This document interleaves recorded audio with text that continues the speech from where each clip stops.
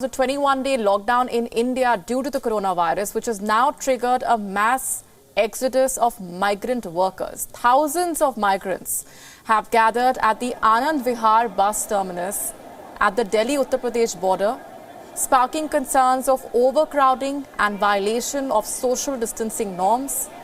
The central government has ordered states to stop this mass exodus immediately and also appeal to the migrants to stay wherever they are. While the central government has promised food and shelter to these migrants, it has also advised the state governments to arrange transport to ferry these migrant workers back home. The Uttar Pradesh government has made 1,000 buses available as of now to transport these workers back to their hometowns.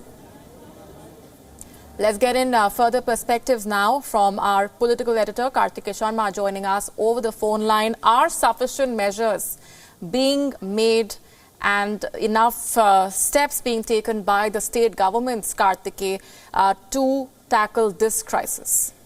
I think it's an extraordinary situation, but I think somewhere there's a lacuna.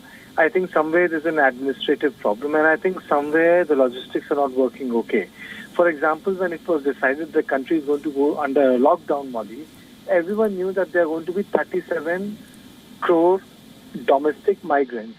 Like, for example, foreign countries which are very sparsely populated have got foreign migrants. India has a domestic migration issue because of work orientation, which means that you get more work in Mumbai but less work in Orissa.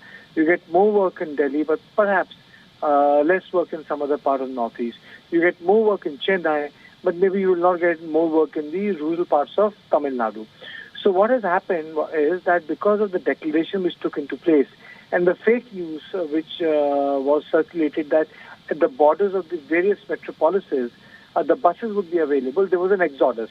Now, I'm not going to say that it was in crores, but at least it was in lakhs. Now, what has happened is that the very purpose of the lockdown gets defeated if you have got thousands and thousands of people in bus terminals. And the biggest issue, Molly, is imagine these people going back to their villages. And the sort of spread, if it happens in the rural area, when the government is saying that everything will be provided to you. But the worst report which we are getting is that the panchayat, which in India is the local denominator for the last mile governance, is denying these people to come into villages. So what will happen to these migrants? They leave the cities, they leave the towns, but they cannot go back to their own houses in the villages because at the periphery of the village, the panchayat is stopping them to enter their own homes. What about screening measures for these workers, Karthike, before they board those buses, before they leave for their hometowns? I don't think screening measures are in place. I think that ship has sailed. There was a lacuna in the sense because India has a federal structure, Molly, whereby law and order is under the state government's purview. The policies in context of these issues is with the central government, unless and until there's larger emergency declared.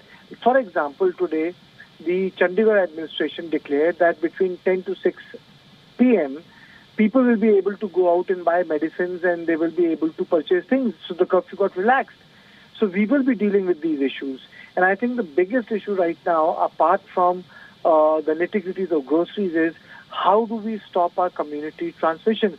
Because if we have the community transmission, India has the capacity to overtake America. And that's what the Indian government is trying to avoid because our population cluster is far bigger than the United States of America.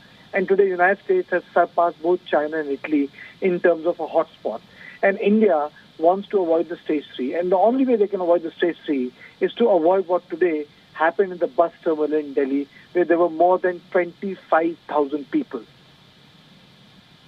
Therefore, the moment, Karthike, as Karthike is telling us, thousands of those workers, and we have been getting you those visuals as well as we speak, thousands of those migrant workers gathering at the Anand Vihar bus terminal at the Delhi-Uttar Pradesh border, sparking concerns of overcrowding, of course, a violation of social distancing norms. Overall, this is a mass exodus of migrant workers, and it has also triggered a debate over whether or not enough measures have been put in place, were put in place already, and the preparation in terms of the state governments Measures as well to ensure that these migrant workers are screened before they make their way to the hometowns.